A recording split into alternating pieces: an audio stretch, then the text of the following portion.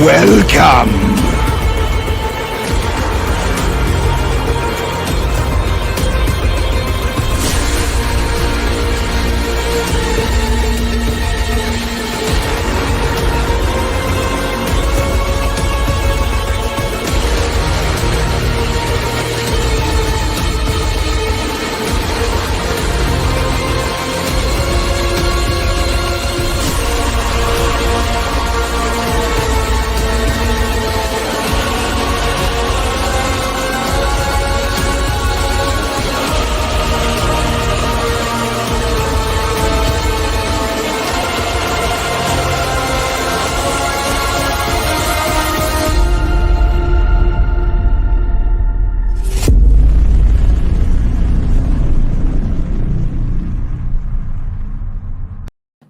Greetings, one and all, and welcome to Seven Kinds of Mischief. I'm your host, Stone Loki, and with me today is the one, the only, the Doctor of Disaster and Destruction, Adega Outlaw. Good evening, Adega. Hello. And we have a special guest for the beginning of this show, and Andrew, 46 and 2. I hope you are still out there, brother. I see you in the chat. Andrew, 46 and 2. Happy birthday, brother. And to celebrate that birthday, we introduce the one and only Purple Valkyrie. Our local songbird. Good evening, Valhalla. Yes, one of our members, it's his birthday, so let me say a very happy birthday to him. So let me just take a quick drink. Happy birthday to you. Happy birthday to you. Happy birthday, Andrew 46 and 2. Happy birthday to you. All right. Thank you. Having a fantastic day. Thank you. Thank you so very much, Purple Valkyrie. That is so cool. Happy birthday, Andrew, 46 and 2. I need one of those on my birthday. Big thank you to Loki and for Adega for letting me pop on and say happy birthday. Thank you, guys. Thank you. Thank you, Purple. Thank you.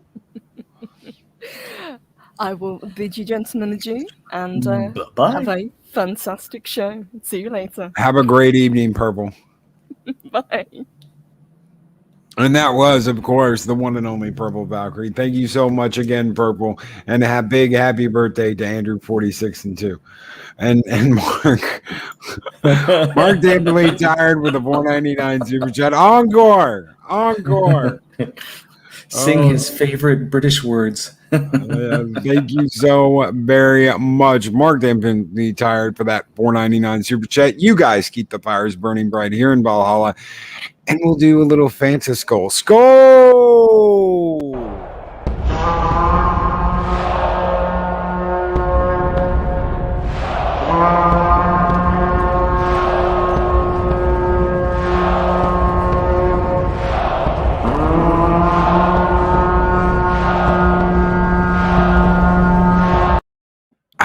Refreshing orange soda.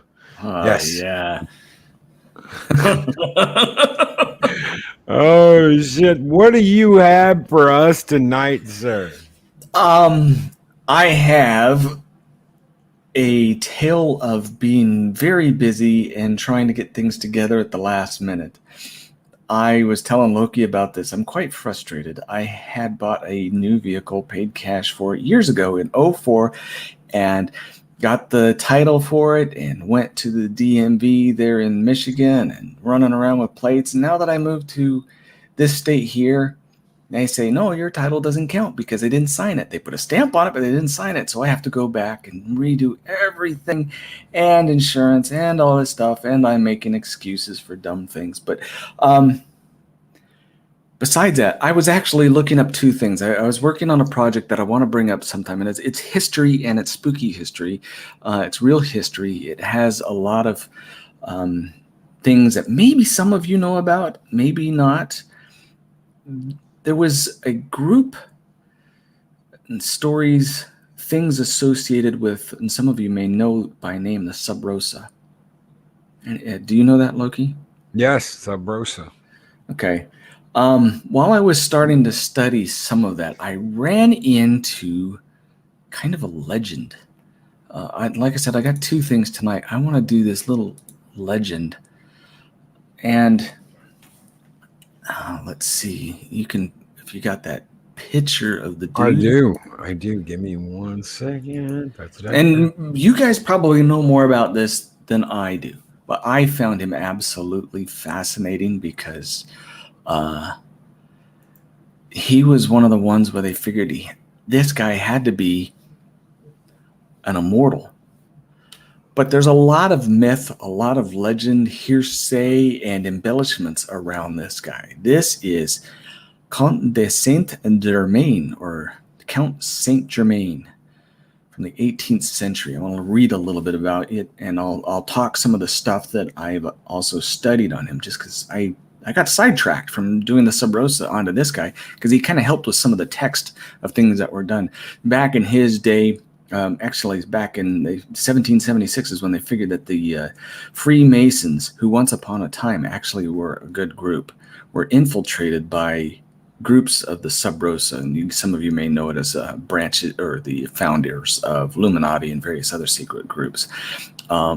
But he had some ties with it, and I just followed the thread along, and this guy's just weird. So let me read some stuff that I found, and then I'll tell you a little bit more as we go along. I'll make interruptions into this little story. And it's not really spooky as much as it is weird. Fascinating. Yeah, strange. Okay. The original international man of mystery, the Count Saint-Germain, was born in 18th century Europe, aristocrat of unknown origin. And the reason why it's unknown is you'll find out because the guy liked to lie a lot about things and embellish a lot of things, and yet he had the knowledge to back it up. He had no visible means of support, but no lack of resources, and moved in high society circles. The guy was a phenomenal violin player, and they said if he was not an aristocrat, he would have been a well-renowned musician. But the aristocrats weren't given the opportunity to do that, but he played for everybody. Kings, dukes, queens, all over the place. He was a renowned conversationalist and skilled musician. He dropped hints that he was centuries old and could grow diamonds. Now, this is where things kind of got a little strange with him, because his knowledge of things that were quite old was unmatched, and people actually believed. He never ate in public, was ambidextrous, and had, and as far as anyone could tell, totally celibate. He was thrown in prison for a while and was singing songs about his celibacy. He served as a back-channel diplomat between England and France, and may have played some role in the Freemasonry. That's where the tie-in came in, was with the Sub Rosa. He hobnobbed with Marie Antoinette, Catherine the Great, Voltaire, Roussel, Mesmer, and Casanova. He dabbled in materials and textile technology, especially making various advanced colors for textiles, as well as alchemy, as did many intellectuals of the time. These are established historical facts documented by the extensive collection of contemporary accounts. So none of that is false. This is where we started to get some of the stuff that's a little strange. Less well understood are some of the other stories that have been made about the elusive Count. He always appeared about 40 years old, popped up from time to time after his official death in 1784, made spot-on, unambiguous prophecies, could transmute matter, and spontaneously teleported to distant locations. This has made him a subject of interest for students and esoterica. The Theosophist,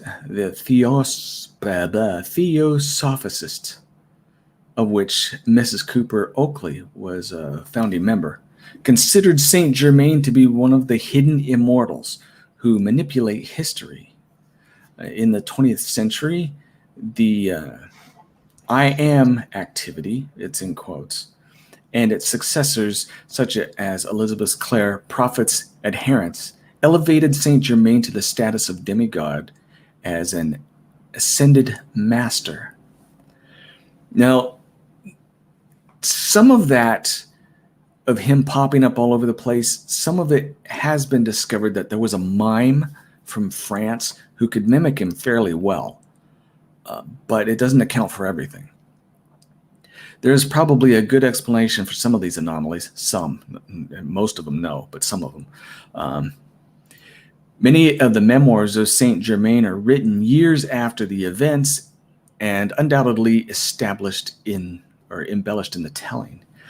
He appears to have been conflated with several other aristocrats with similar last names, which may explain the teleportation rumors. The Count also he was really well known, so possibly not. Maybe he had a fast horse, we don't know, but it was weird, really weird. The Count also inspired ridicule, both high and low. Voltaire made a sarcastic comment that the Count was a man who was known everything and never dies. Why he made that, people range from he knew that he was immortal to he just wouldn't shut up. A contemporary Parisian comedian named Milford Gower had a popular routine in which Saint Germain told even more extravagant stories, including having advised Jesus. And some of these gags may have been mixed up with the Count's own tales and popular memory. Let's see. There is another quote that I wanted to bring up. Let's see if I could find it. He had a good time in France. Here's one quote. This is... Who told this one? Lady Jemina Yorker. Where's she from? She was in London, so I'm sorry. York. It must have been York. It's spelled the old-fashioned way. He's an odd creature, and the more I see him, the more curious I am to know something about him. He is everything with everybody. He talks ingeniously with Mr. Rye, philosophy with Mr. Wilbury, and is gallant with Miss York, Miss Carpenter, and with the other young ladies. But the character and philosopher is what he seems to pretend to, and to be good deal conceited of. So she thinks kind of he was a liar and arrogant about it. The others are put on to comply with les manières de monde. I have no idea who that is. But that you are to suppose his real character, and I cannot but fancy he is a great pretender in all kinds of sciences, as well as that he really has acquired an uncommon share in some, meaning the guy knows his stuff, but he's a braggadocio. It goes on. We have England, France, Dutch, Poland. He spoke many different languages. But the odd thing is there are documented cases when he would pop up at various different places in history, and just it's one of those weird things that I wanted to share. Granted, it's not a spooky story, but this guy is odd. And when I get more into the Sub Rosa, I might find out more about it. Do you think that any of what he said was true about being basically immortal, having lived all these years, or do you think it was just bravado? More evidence shows that it was bravado than not. The only instances where he can claim that is the guy didn't age. His death was around, they figured he was 88, and that's if you believe the tales that he actually died.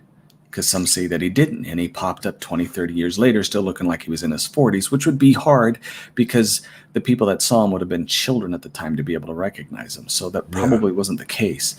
But more often than not, they said the guy just didn't age. He always looked like he was in his 40s. And he was working for a prince when he died, making textiles. He had the prince had given him a factory where he was coloring textiles, and he always had jewels. He always had money, had really fine clothes.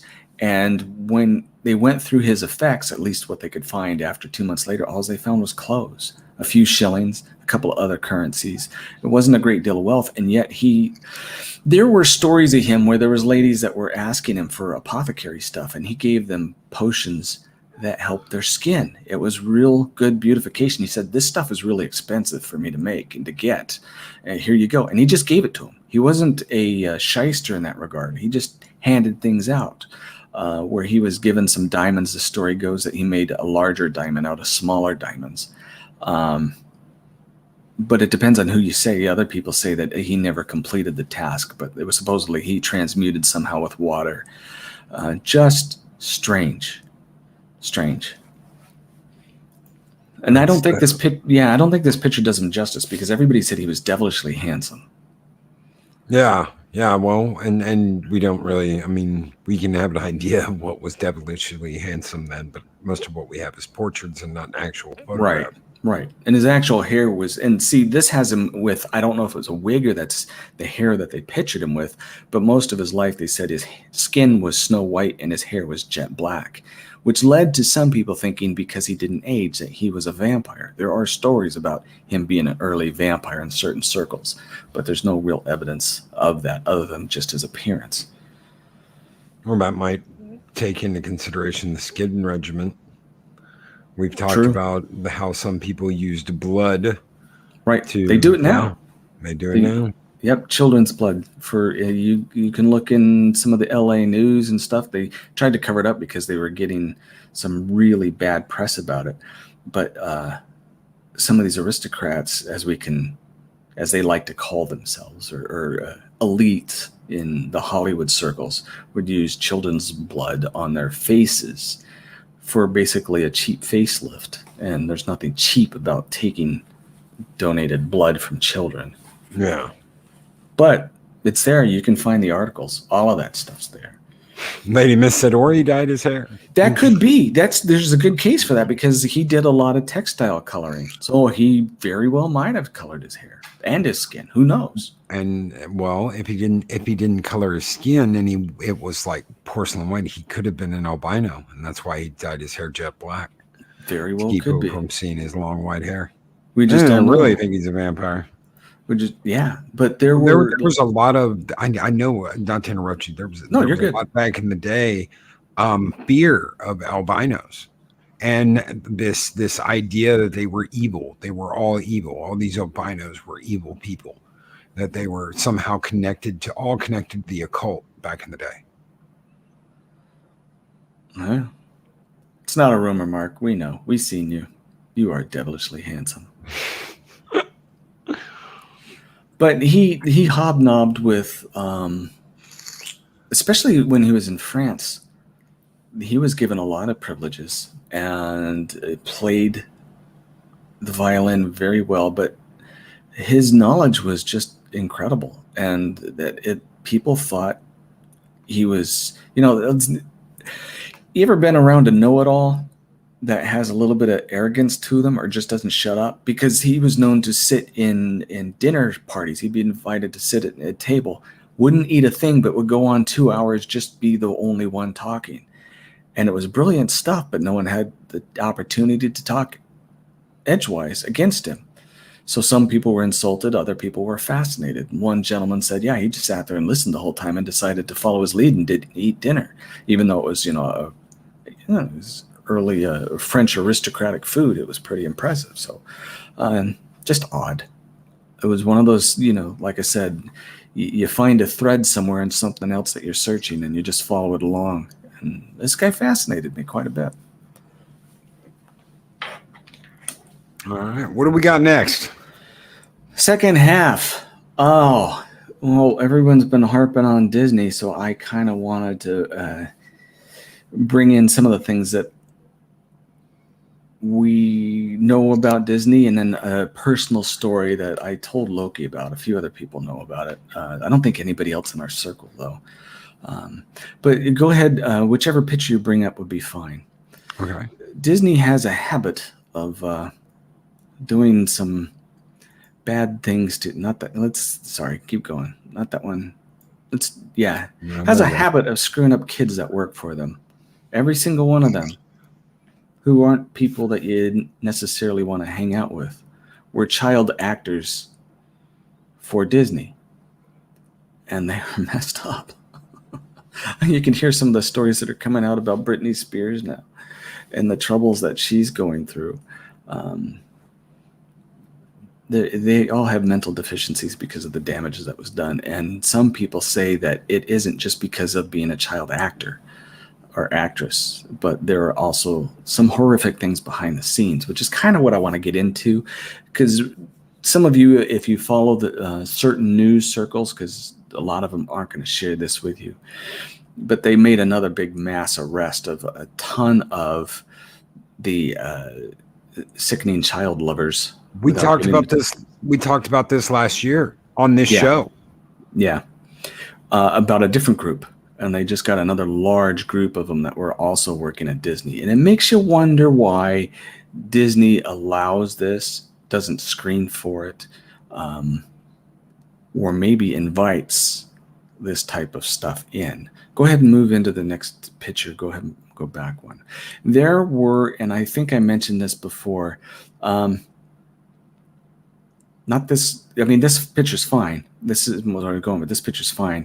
You can read the title here: former Walt Disney vice president sentenced to prison in child sex abuse investigation. And then go ahead to the next one. This guy here, you can read it for yourself. But he, shortly after, and there's the receipts right there, visiting our famous little Epstein and his cozy little corner in the Atlantic Ocean, was promoted immediately after visiting that place. And it was 3 days after, you could see there. And why was he promoted? A lot of people think that it was because now he was under lock and key by people who can control him and who are in control of Disney. Now, on to my story, and I'm going to end here because the day that I found this out, I was horrifically pissed. Loki can attest because I called him on that day too and just vented. A couple of years ago, it was, Loki and I started talking really well at the time, so we were pretty good friends. They had arrested several people, and I saw one of the pictures, and it sent me livid. And I've told you guys this before a lot of this stuff that I knew about Disney was out. My family, because I have a special needs son, we got the Disney Vacation Club. Basically, it's a timeshare. We can go there pretty much for free, except for paying a little bit for housekeeping fees to some of the better hotels. And we'd take my son because we can get right on the monorail on some of these things. They treat him like a king. He gets all kinds of goodies. It's a wonderful experience for him when they do it right. However, I have two other sons, one older, one younger than this. And the one was 5 years old. We just got off of, I think it was the Star Wars ride, believe it or not. And, Disney plans this out. You go on this line, you get on the ride, and as soon as you get off the ride, oh, here's all the toys that match the experience you just have. Shell out your money and buy a T-shirt. So we're in the shop, and I turned my back for a second, and I was by myself with my 5-year-old son. He was 4 or 5, so he was walking on his own. Maybe he's 5. And I turned around. This was within 2 seconds. There was a guy that had his hand on the middle of my son's back and was walking him outside of the store, getting ready to turn to the right into a hallway where the general public didn't have access. I ran up, grabbed my son, and looked down at him and started to explain to him that this was the wrong thing to do. And when I looked up, the guy was gone. But I knew his face. And he was arrested a couple of years ago for taking kids there at Disney. And when I mean taking them, I mean destroying their lives. This is the legacy I know of Disney. I like to think of the nice things that they did for my handicapped son. But there are some pretty dark secrets there. And I am very fortunate that that little voice I told you guys about, that instinct that's in there that if we listen to, it's usually right, turned and found my son before he disappeared. And Disney shelled out all the hush money to have just another disappeared child be silenced and never hit the news. Because it's happened over and over and over again. That's what I have for you tonight. Do you remember the Netflix issue with a movie called Mignoni's? I think that's what it was called. Also called Cuties. Remember that? Mm-hmm. I'm going to tell you guys something that I swore I wasn't going to talk about. You can scroll back through my Twitter and you can find one of the 6 sons of bitches that was giving me a hard time for covering that, for talking about that. There was a group of people that was very, very pissed and upset that I was backing Lady Gravemaster. It is not something I ever talked about. It is not something I ever brought up because I had resigned myself to be dedicated not to talk about other YouTubers. So I kept my mouth shut.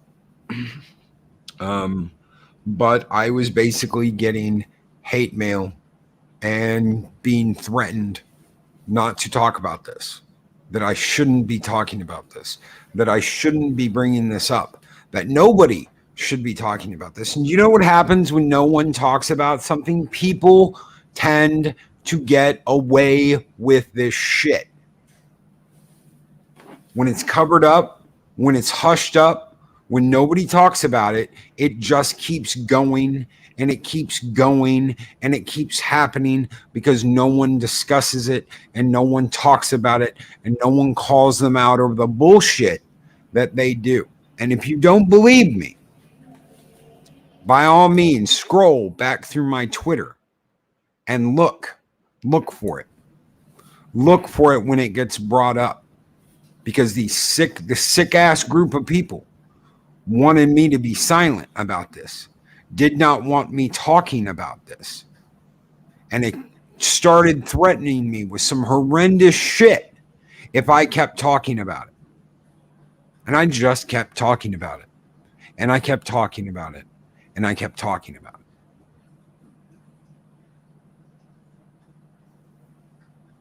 Don't be silent. Don't be quiet. Don't let them get away with this shit. Purple said it best. Drag it into the light and expose it.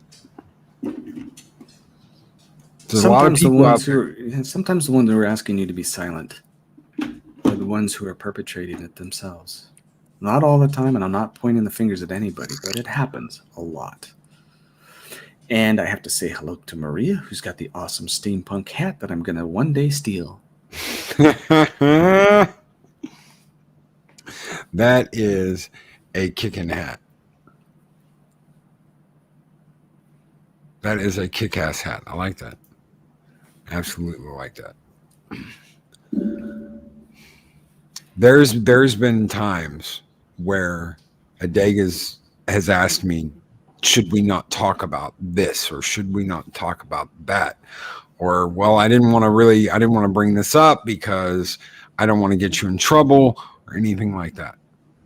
We're not going to be quiet. And that's just all there is to say about that. You call it out. Sorry about that. someone's revving up their engine. You call it out when it's there, because if you're quiet and you're silent and you don't, it'll just keep happening. So thank you all for being here tonight. I do not have a story for you tonight. It is just what me and Adega talked about. I thought that because he's trying to be nice. Loki has been doing a lot of things behind the scenes for people behind the scenes, and also trying to get ready to take off and make sure that his channel has things going while he's gone. So give him a little slack tonight. He can use it. Thank you, brother. Yeah, Thank no you problem. And then if there is a big enough response on Discord, let me know, because one of these days I want to unleash the truth of virus theory there sometime. Oh yeah. Me and Adega are going to have a special. In fact, we should do it for the bonfire this month. I know we didn't have a bonfire last month. No, I was not slacking off. It's just the move killed me. Guys, I'm still recovering from moving and getting things up and putting stuff up and getting everything okay. So we will have a bonfire this month, probably after I come back from Vegas. And I think we should absolutely talk about that, Adega. Well, it's one of those things where if I mentioned on this channel the truth, this wouldn't be a channel anymore. Well, there are people already trying to do that because they're afraid. Yeah, and that's the whole thing. This is a ploy of fear, and the more afraid people are, the more control other people have, whether it be money or power or what have you. But anyway, that's enough. Enough out of me. I bored you this evening. No, you did not. Absolutely not. Absolutely not. Guys, thank you so much for being here. Thank you for striking that like button, subscribing, ringing that bell. Thank you so very much for the super chats. Thank you for being here most of all. That means everything to me and Adega. I love doing this show on Thursday with Adega. So thank you guys so very much. And we will catch you guys next. It won't be next Thursday because I won't be here, but we may have something. I'll have something pre-recorded. You better. Roll. We will. No excuses. No excuses. I covered for you this week. Everybody take care and have a great one. And we will see you all tomorrow morning as we discuss the best action films of the 80s. Very cool. If you want to be online, you're more than welcome to. Not calling you out online. You don't have to answer now. We'll talk about it after the show. Everybody take care. Have a great one. And we'll catch you guys next time on 7 Kinds of Mischief. These videos are tremendous. Like, comment, and subscribe, and hammer that notification bell.